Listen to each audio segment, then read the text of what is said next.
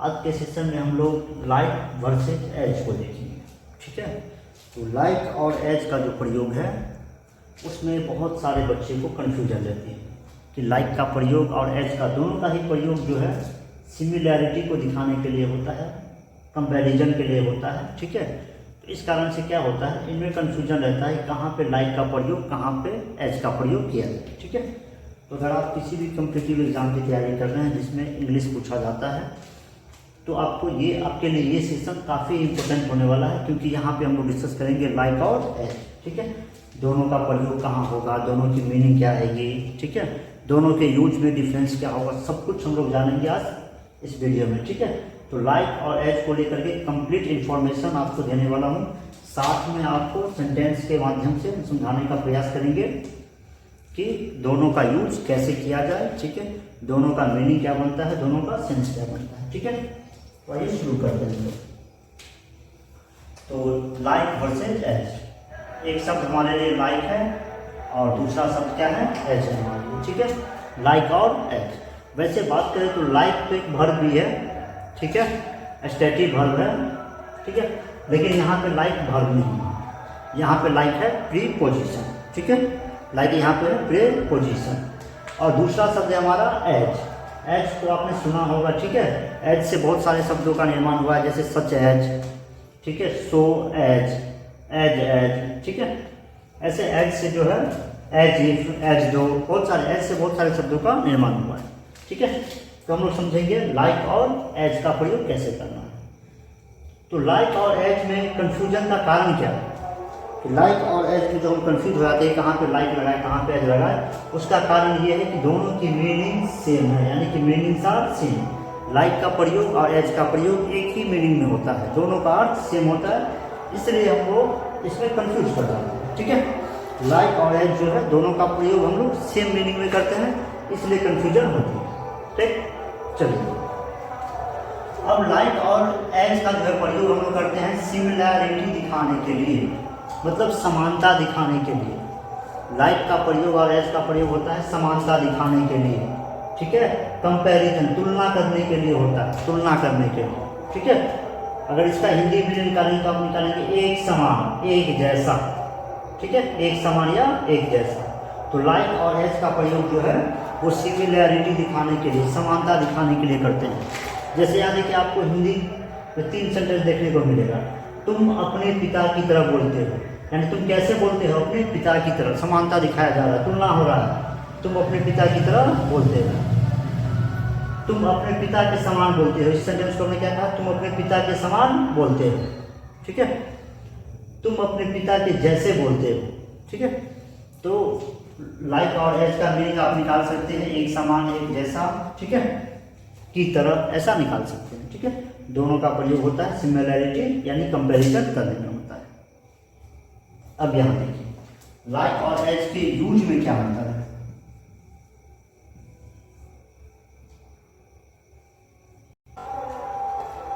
Like और as के use में क्या अंतर है, तो लाइक, ठीक है, या इसका पार्ट्स ऑफ स्पीच अब देखना चाहे कि लाइक किस पार्ट्स ऑफ स्पीच में आएगा और एज किस पार्ट्स ऑफ स्पीच में आएगा, है ना।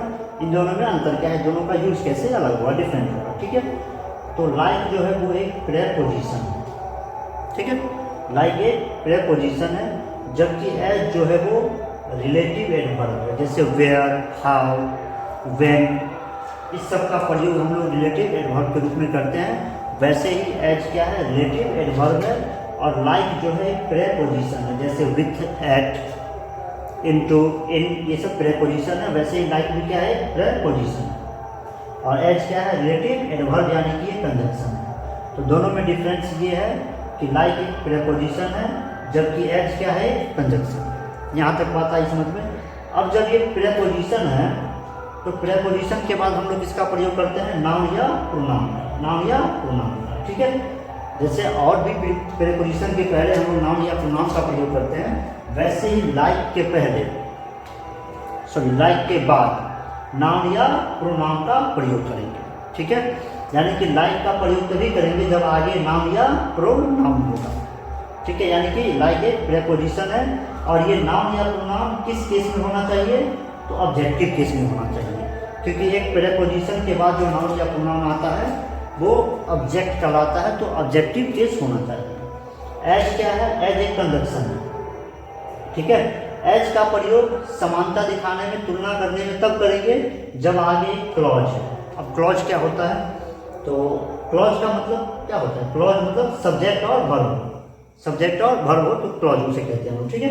जहाँ पे सब्जेक्ट और वर्ब हो तो इस एज का प्रयोग तब होगा जब आगे क्लॉज होगा, यानी सब्जेक्ट और वर्ब दोनों होगा, ठीक है। और लाइक का प्रयोग तब होगा जब आगे सिर्फ और सिर्फ नाउन या प्रोनाउन होगा। आइए यहाँ देखते हैं हम लोग सेंटेंस को।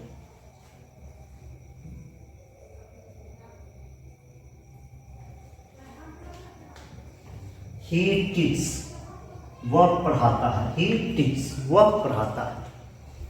यहाँ पे मी लगा हुआ है, सिर्फ और सिर्फ ऑब्जेक्ट, ठीक है।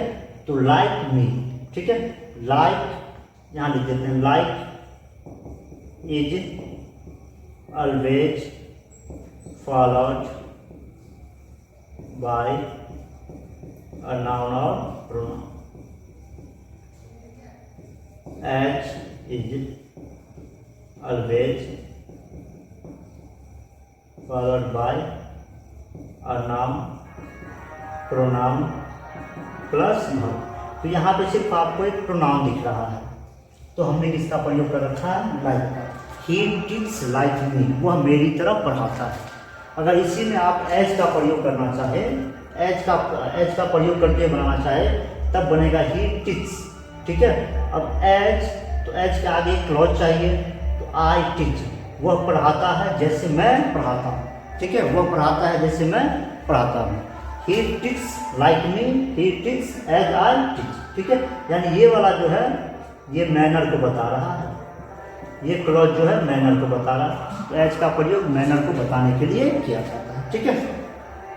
आइए देखते हैं दूसरा सेंटेंस है, मोहन स्पीक्स, मोहन बोलता है English like his brother, Mohan अपने भाई की तरह इंग्लिश बोलता है। हमने इसको लाइक से बनाया है, तो आगे सिर्फ और सिर्फ एक नाउन को रखा है, ठीक है, क्लॉज नहीं है।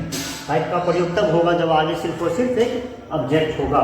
यहाँ क्या है? Mohan speaks English, Mohan English बोलते हैं एज हिज ब्रदर स्पीक्स। अब एज का प्रयोग किया हुआ हमने, आगे क्लॉज है।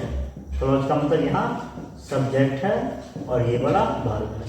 तो लाइक और एज का प्रयोग सिमिलैरिटी को दिखाने के लिए, दोनों में से किसी का भी प्रयोग आप कर सकते हैं, ठीक है। समानता दिखाने के लिए, तुलना करने के लिए।